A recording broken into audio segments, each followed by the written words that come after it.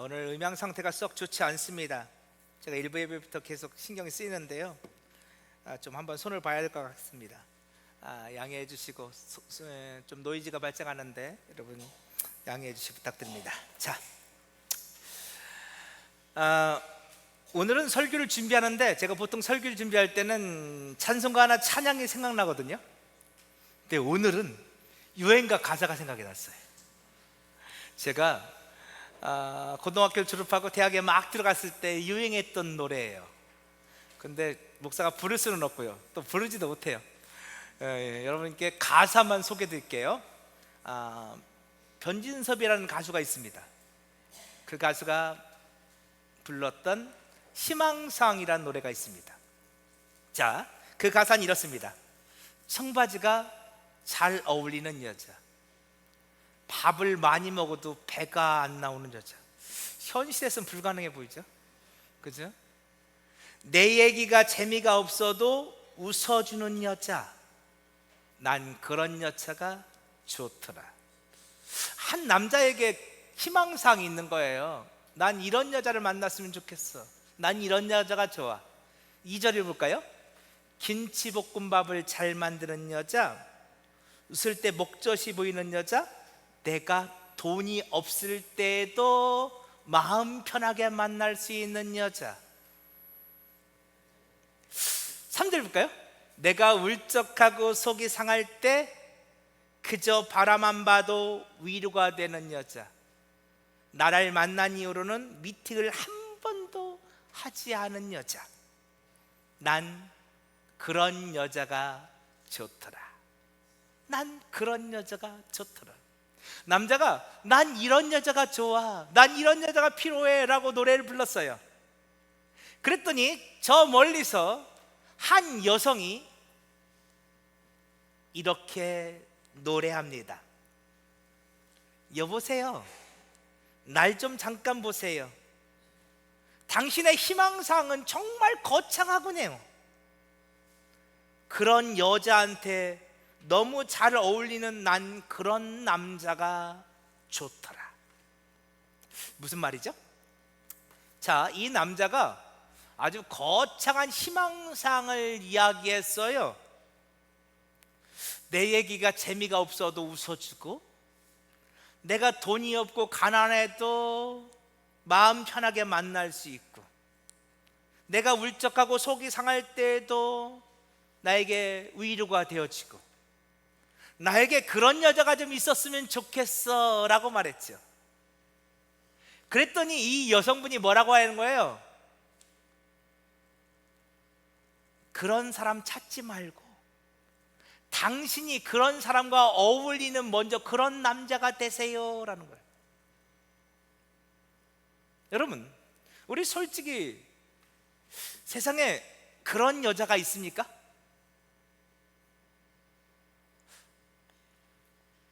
있을 수도 있겠죠. 그런데 그런 여자가 내 친구가 되어줄 수 있겠습니까? 그런 여자가 나의 벗이 될 수 있을까요? 아니라는 거죠. 그런 사람을 찾기보다 먼저 당신이 그런 사람이 되어보라는 거죠. 자, 이 노래의 가사처럼 우리들이 어떤 희망이나 환상을 가지고 사람들을 찾아 나설 때가 있습니다. 누군가가 나를 향해 웃어줬으면 좋겠어요. 누군가가 내 이야기를 좀 들어줬으면 좋겠어요. 들어주는데 그 이야기를 다 듣고 비난하거나 정죄하지 않았으면 좋겠어요. 서로 내가 틀렸다 할지라도, 내가 잘못했다 할지라도, 내가 실수했다 할지라도 내 등을 도닥거려주며 참 많이 힘들었겠구나, 뭐 살다 보면 다 그럴 때도 있지, 괜찮아 라고 말해주는 친구가 있었으면 좋겠어요. 그런데 문제는요, 그런 친구가 있어요, 없어요?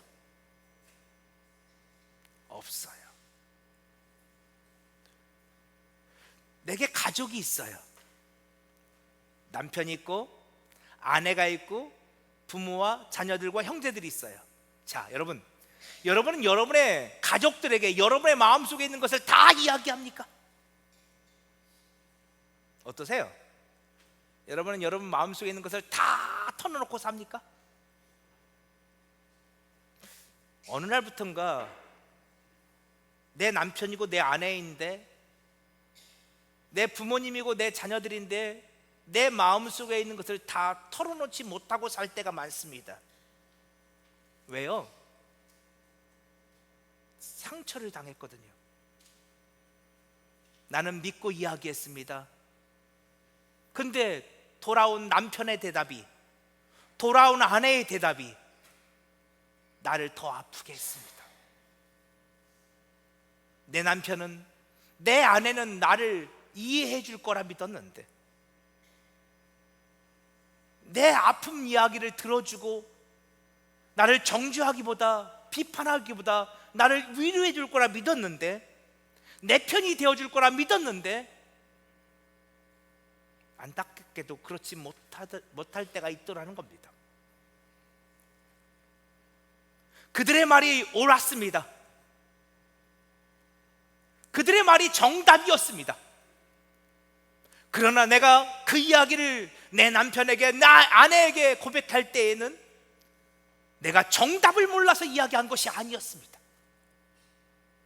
내가 듣기를 원했던 것은 정답이 아니라 내 편이 되어주는 것이었습니다. 나를 위로해 주는 것이었습니다. 그런데 그가 내게 정답을 말했습니다. 그가 정답을 말할 때 내 가슴은 무너졌습니다. 그 말이 나를 향한 정죄의 소리처럼, 비판의 소리처럼 들렸습니다. 그래서 어느 날부턴가 남편에게도 아내에게도 털어놓지 못하는 이야기들이 하나둘씩 쌓여가기 시작합니다. 그러면 우리 부여제일 교회는 어떻습니까? 여러분은 여러분 주변에 있는 권사님에게, 집사님들에게, 장로님들에게 여러분의 마음속에 있는 이야기를 다 터놓고 있습니까? 아니, 그분들은 다 차지하고 여러분 앞에 서 있는 목사에게, 사모에게 여러분 그 이야기를 다 하고 있습니까?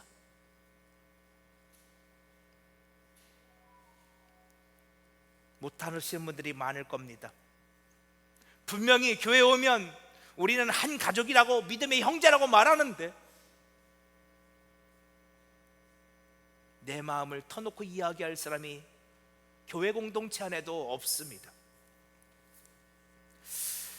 아마 신문 기사였던 것으로 기억하는데요, 제가 얼마 전에 그런 기사를 봤어요.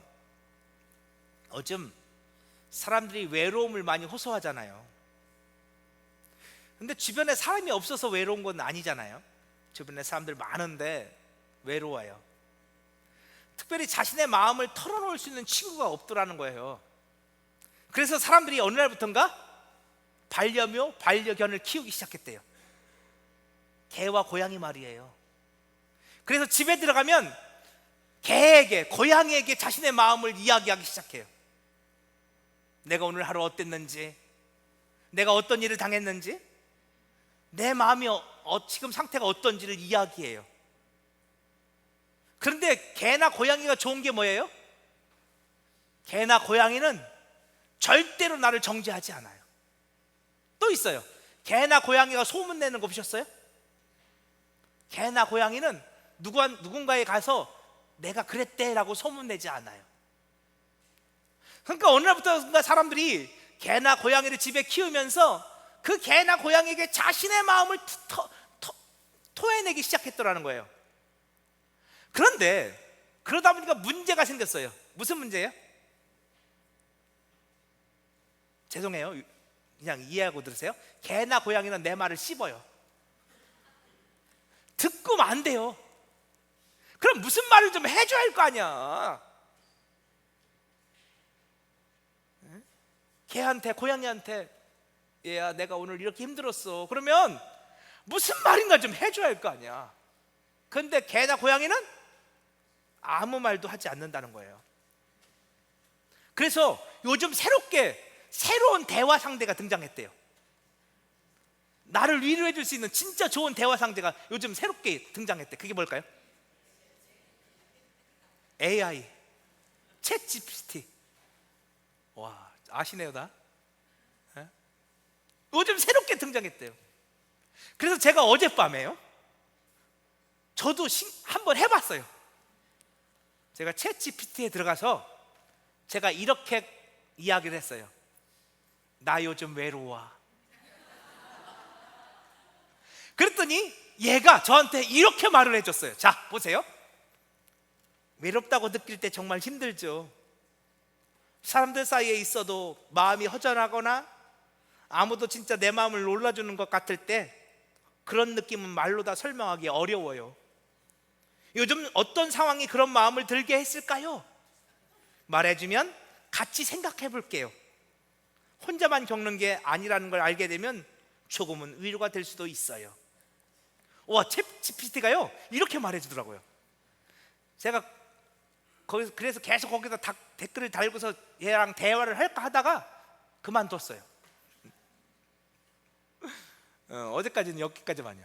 근데요, 얘가 말을 하더라고요, 진짜로요. 이게 진짜 위로가 되는지 안 되는지는 전 잘 모르겠어요. 근데 요 대목, 요즘 어떤 상황이 그런 마음을 들게 했을까요? 이거 읽는데 저도 마음이 막 이상해지더라고요. 요즘 무슨 일이 있어? 괜찮은 거야? 그치요? 오, 조금 더 대화를 하면 뭔가 얘가 또 얘기할 것 같은 느낌. 아, 그래서 사람들이 요즘 AI고 이야기를 하는구나. 그죠? 그런데 그 AI가 대안이 될 수 있을까요? 그 AI가 정말로 나를 위로해 줄 수 있을까요? 내 친구가 되어 줄 수 있을까요? 아무리 생각해봐도 그건 아닌 것 같아요. 제가 왜 이 말씀을 드리냐면, 우리가 지난주 욥이 하나님 앞에서 자신의 심정을 토로하는 장면을 생각해 봤어요. 자, 욥기 3장 1절, 그 후에 욥이 입을 열어 자기의 생일을 저주하니라. 욥은 자신의 생일을 저주하며 자신이 태어난 날을 저주하고 자신을 잉태했던 어머니의 자궁을 저주하고, 그리고 자신이 태어났을 때 내가 사산돼요, 죽어서 태어나지 않았음을 저주하고 있었어요. 그런데 욥이 이렇게 자신이 태어난 날과 생일과 자신을 잉태한 어머니의 자궁을, 자신이 죽지 않아서 태어났다는 것을 저주하고 있던 바로 그 순간에 그 장면을 옆에서 다 지켜보고 있는 사람들이 있었어요. 그들이 누구예요? 욥을 위로하겠다고 찾아온 욥의 친구들이었어요. 그럼 욥은 자신의 친구들이 그걸 지켜보고 있다는 사실을 몰랐을까요? 아니죠. 욥은 자신의 친구들이 그 모든 것들을 다 지켜보고 있음을 알았어요. 그럼에도 불구하고 욥은 자신 안에 있는 속마음을 여과 없이 다 드러내고 있어요. 왜 그랬을까요?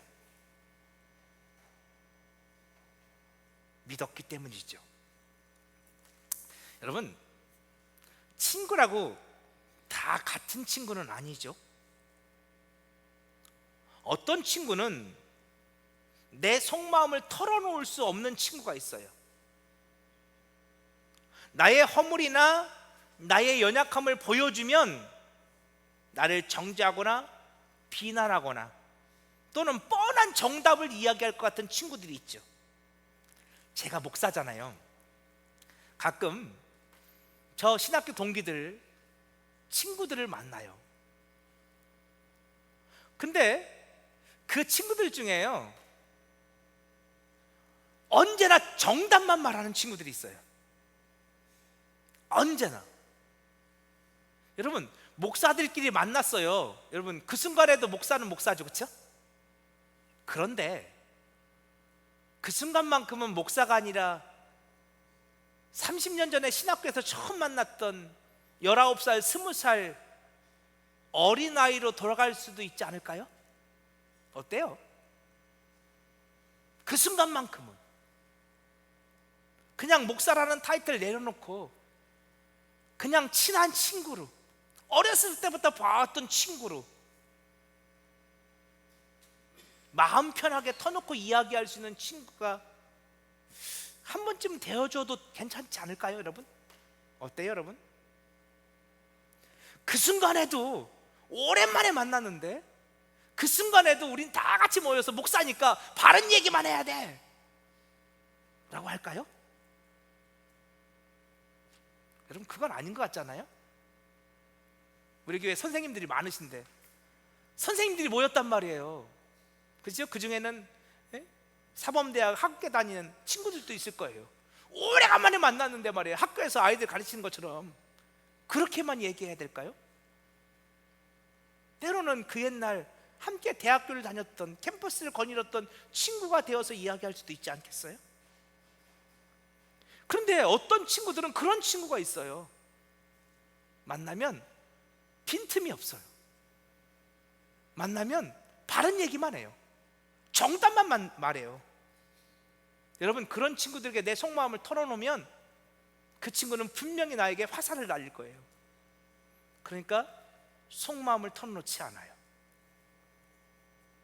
그런데 어떤 친구는요, 내 마음을 다 보여주어도 괜찮은 친구가 있어요.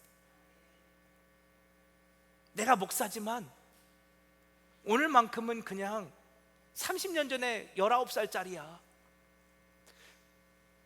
그때 함께 자취방에서 라면 끓여 먹고 함께 우리 목회해야 될지 말지를 고민하고, 그러다가 실수도 하고, 그러다가 가끔씩 다투기도 하고 토닥거렸던 그 친구. 그런 친구들 앞에서 내가 굳이 예의를 차리지 않아도 돼요. 격식을 차리지 않아도 돼요. 내가 목사네 라고 말하지 않아도 돼요. 조금 나의 흐트러진 모습을 보여줘도 돼요. 내가 힘들면 힘들다고 말할 수 있고, 내가 아프면 아프다고 말할 수 있고, 내가 지쳤으면 지쳤다고 말할 수 있고, 그죠? 혹시 여러분에게 그런 친구가 있나요? 그렇게 흐트러진 모습을 보여줘도 괜찮은 친구, 그렇게 나의 아픔과 나의 상처를 말해도 괜찮은 친구, 정죄하거나 비난하거나 하지 아니하고, 다른 사람들에게 소문내지 아니하고, 그죠? 나를 꼭 한번 안아줄 수 있는 그런 친구, 내 등을 토닥거려줄 수 있는 그런 친구 말이에요. 욥이 생각할 때 이 세 명의 친구들은 그런 친구라 믿어졌어요. 그들은 저 멀리서부터 욥을 위로하겠다고 찾아왔죠. 그리고 지난 7일 동안 아파하는 욥 곁에서 아무 말도 하지 않고 욥을 그냥 바라만 봐주었어요. 근데 그게 욥에게 얼마나 위로가 되던지, 얼마나 힘이 되던지. 외롭고 힘들었는데 그 친구들이 함께 있어줘서 버틸 수 있었어요. 그 사이 욥의 마음에는 친구들을 향한 믿음이, 신뢰감이 생겼지요. 그래, 저 친구들이라면 내 마음을 알아주겠지. 저 친구들이라면 내 마음을 다 드러내 보여도 정죄하거나 비난하지 않겠지. 그래서 욥이 자신의 마음을 드러내 보였습니다. 너무 아팠습니다. 너무 힘들었습니다. 외로웠습니다. 하나님을 향한 원망하는 마음도 들었습니다. 때로는 억울하고 때로는 분노도 치밀어 올랐습니다. 그런데도 다른 사람의 눈이 의식되어서 아무 말도 하지 못했습니다. 그러다가 친구들을 만났고, 저들이라면 내 마음을 알아주겠지, 저들이라면 나를 이해해 주겠지. 그래서 그 친구들 앞에서 자신의 마음을 여과 없이 다 쏟아냈습니다. 그런데 그것이 욥의 착각이었습니다. 읽진 않았는데 오늘 3절부터 5절까지 우리 쉬운 성경을 제가 갖고 왔거든요. 우리 함께 읽어보겠습니다. 시작. 자네는 전에 많은 사람에게 신앙을 가르치고 약한 자들을 도와주었네. 또한 믿음이 약해져 넘어지는 자들을 격려하고 연약한 무릎을 굳세게 했었지. 그런데 이제 자네에게 이런 일이 닥치니 감당하지 못하고 자신이 이런 일을 당하니 좌절하는군. 엘리바스라고 하는 친구, 3명의 친구 중에 제일 연장자입니다. 이 엘리바스가 말하기 시작했습니다. 엘리바스의 말은 한마디로 그런 겁니다. 네가 옛날에는 믿음 있는 척, 기도하는 척 잘도 말하더니 막상 너에게 이런 일이 닥치니까 너도 똑같구나. 이 엘리바스의 말이 얼마나 욥을 아프게 하는지요.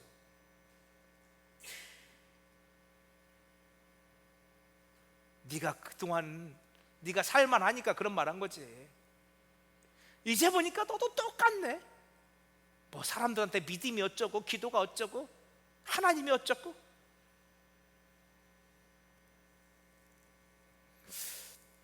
근데 욥을 더욱 아프게 한 것은 그 다음 말이었습니다. 자, 7절부터 우리 9절까지 함께 읽어보겠습니다. 시작. 생각해보게, 죄 없이 망한 자가 있던가? 정직한 사람이 갑자기 죽던가?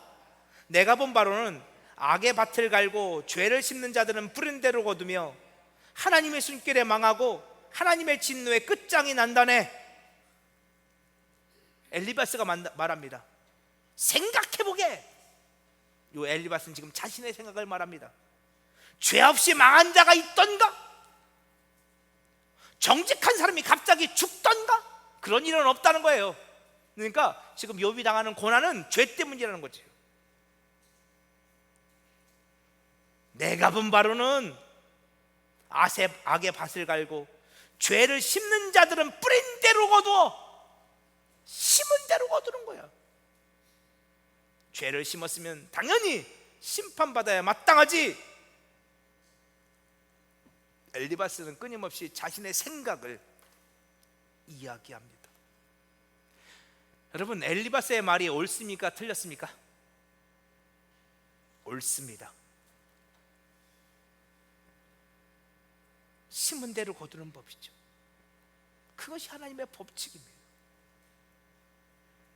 엘리바스의 말은 틀리지 않았습니다. 그러나 엘리바스의 말은 욥에게 그 어떤 위로도 되지 않습니다.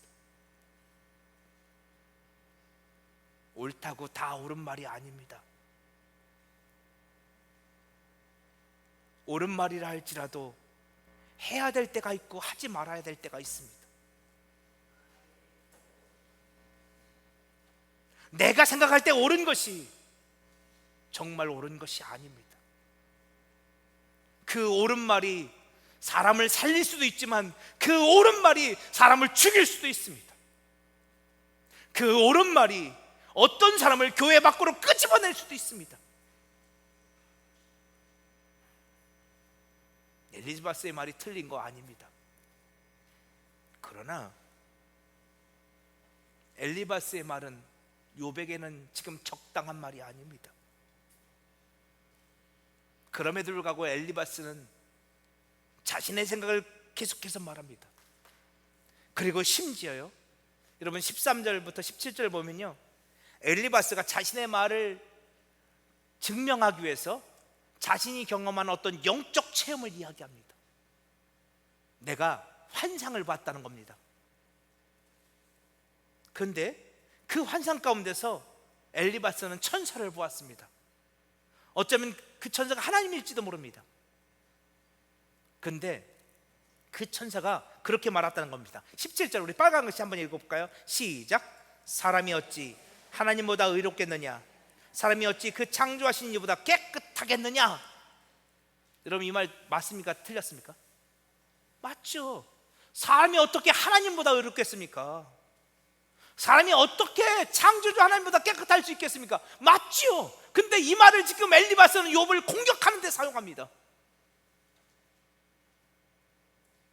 네가 하나님보다 의로워? 네가 죄를 지었으니까 이 고난을 당하는 거지. 네가 더럽고 추한 자니까 이 어려움을 당하는 거지. 엘리바스는 자신이 하나님을 만났다는 자신의 개인적인 영적 체험을 가지고 욥을 공격합니다. 여러분, 제가 이제 목회를 꽤 많이 했습니다. 목사로 살았습니다. 저한테 개인적인 영적 체험이 있었을까요? 없었을까요? 여러분이 생각한 것보다 훨씬 많습니다. 그러나 저는 웬만하면 그 영적 체험들을 말하지 않기를 원합니다. 여러분, 그것들을 이야기하기 시작하면요, 예수가 아니라 내가 드러납니다. 아, 우리 목사님 대단하시네. 그런 일도 있었어? 하나님이 그런 말씀도 하셨어? 그런 환상도 봤어? 그런 치유도 있었어? 그런 회복도 있었어? 여러분, 우리 신앙은 나를 드러내는 것이 아닙니다. 온전히 예수만 드러나야 합니다. 십자가만 드러나야 합니다. 그런데 오늘 우리들은 내 말을 정당화시키기 위해서, 내가 이런 사람이라는 것을 증명해 보이기 위해서, 내가 이런 체험도 했어, 나한테는 이런 신비적인 체험이 있어, 내가 이런 사람이야 라고 말할 때가 많습니다.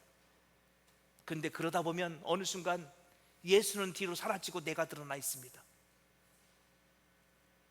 여러분, 그러므로 여러분의 영적 체험을 이야기하는 것을 조심하십시오.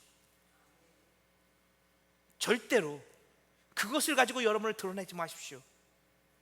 그것을 나타내냈던 교회가, 대표적인 교회가 어떤 교회예요?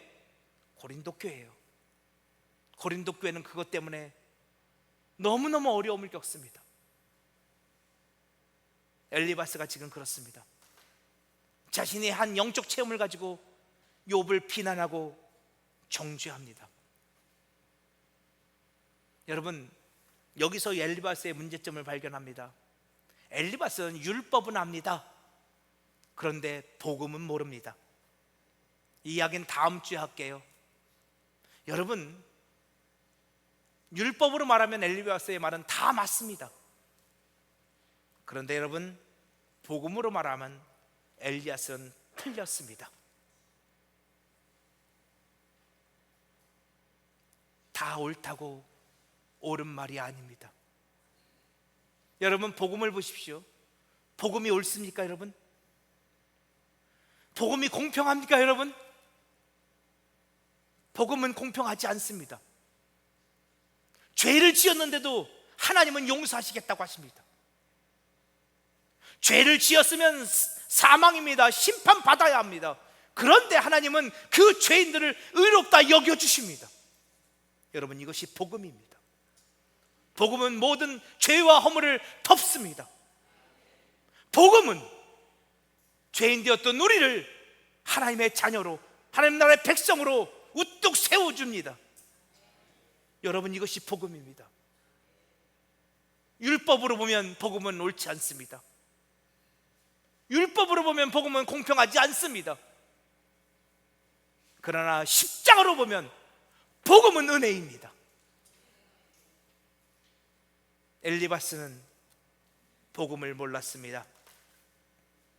더불어 엘리바스는 지금 욥에게 필요한 것이 무엇인지를 몰랐습니다. 열왕기상 19장을 보면 지친 엘리야가 나옵니다.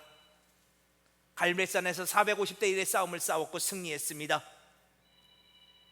엘리야는 그 전쟁에서 승리하면 아합도 이세벨도 이스라엘 백성들도 변화될 거라 믿었습니다. 그런데 누구 하나 변화되는 것이 없습니다. 조금만 더 참으면 변화되겠지, 조금만 더 참으면 변화되겠지. 아마 여러분에게도 그런 소망이 있을 겁니다. 조금만 참으면 우리 가정이 달라지겠지. 우리 남편이, 우리 아내가 달라지겠지. 우리 자녀들이 달라지겠지. 그런데 10년을 참고 20년을 참았는데도 달라지지 않았습니다. 그래서 지쳤습니다. 그래서 엘리야가 저 브엘세바를 넘어서 유대 광야로 가서 하나님 앞에 죽기를 청합니다. 하나님, 지금 죽여주십시오. 저는 지쳤습니다. 더 이상 선지자의 사명을 감당할 수가 없습니다. 더 이상 저 아합과 이세벨에게 복음을 증가할 수가 없습니다. 저는 지쳤습니다. 이제 그만하고 싶습니다. 차라리 죽여주십시오. 그러자 하나님께서 어떻게 하셨나요? 이놈아, 네가 그러고도 선지자냐? 내가 너에게 하늘에서 불을 내려서 오직 여호와 하나님만이 살아계신 하나님이심을 보여주었거늘, 내가 너를 나의 종으로 보낸 것을 내가 너에게 증거로 보여주었거늘, 이세벨이 겁나서 지금 여기까지 도망왔느냐? 이 미련한 녀석아, 이 나약한 녀석아, 네가 그러고도 선지자냐? 하나님은 엘리야를 꾸짖지 않으셨습니다. 아니요, 하나님은 그렇게 낙심한 엘리야를 위해서 떡을 구우십니다. 그렇게 절망하고 있는 엘리야를 위해서 물 한 병을 가져다 놓으십니다. 그리고 자고 있는 엘리야를 깨웁니다. 나의 종아, 나의 종아, 일어나 봐. 여기 떡이 있고 물이 있단다. 이거 먹고 조금 더 쉬렴. 이거 먹고 힘 좀 내보렴. 하나님은 거듭거듭 엘리야에게 떡을 구워주시고 물을 주시며 엘리야를 일으켜 세워주십니다. 여러분, 때로는 이빠른 소리보다 따뜻한 커피 한 잔, 요즘은 시원한 커피 한 잔이, 따뜻한 밥 한 그릇이 위로가 될 때가 있습니다. 오늘 우리 부여제일교회가 우리 모두에게 서로서로 그렇게 돼 있으면 좋겠습니다. 이 빠른 소리보다 누군가 힘겨운 우리 형제들 찾아가 함께 있어주고 아무 말 하지 않고 따뜻한 밥 한 그릇 사주는, 그리고 손 붙잡아주는 그런 사람들 말입니다. 그런데 그런 사람들을 찾기가 너무 어렵습니다. 그래서 오늘날 많은 사람들이 지쳐 있습니다. 욥처럼 너무 많은 사람들이 그렇게 낙심 가운데 있습니다. 저들을 믿었는데, 그래도 저들은 내 마음을 알아줄 거라 믿었는데, 내 편이 되어줄 거라 믿었는데, 옳은 소리만 하는 그런 친구들, 바른 소리만 하는 그런 친구들, 그들의 바른 소리가 내 가슴을 찔러오고 아플 때가 있더라는 겁니다. 자, 오늘 말씀은 요한복음 15장 말씀으로 말씀을 마치고자 합니다. 자, 우리 함께 읽어보겠습니다. 시작. 이제부터는 너희를 종이라 하지 아니하리니 종은 주인이 하는 것을 알지 못함이니라. 너희를 친구라 하였노니 내가 내 아버지께 들은 것을 다 너희에게 알게 하였음이라. 아멘. 예수님은 오늘 우리를 더 이상 종이라 부르지 아니하시고 친구라 부른다 말씀하십니다. 근데 어떤 친구일까요? 15장 13절 볼까요? 친구를 위해서 자기의 목숨을 버리는 친구입니다. 예수님은 오늘 우리를 위하여 자신의 목숨을 버리는 친구가 되어 주시다 약속하십니다. 뿐만이 아니라 15절, 자 15절 말씀 보여주세요. 파란 말씀, 파란 것이 한번 같이 읽어보겠습니다. 시작. 내가 내 아버지께 들은 것을 다 너에게 알게 하였음이라. 아멘. 여러분, 이 말씀이 여러분에게 위로가 되길 원합니다. 주님은 우리에게 숨기는 것이 없습니다.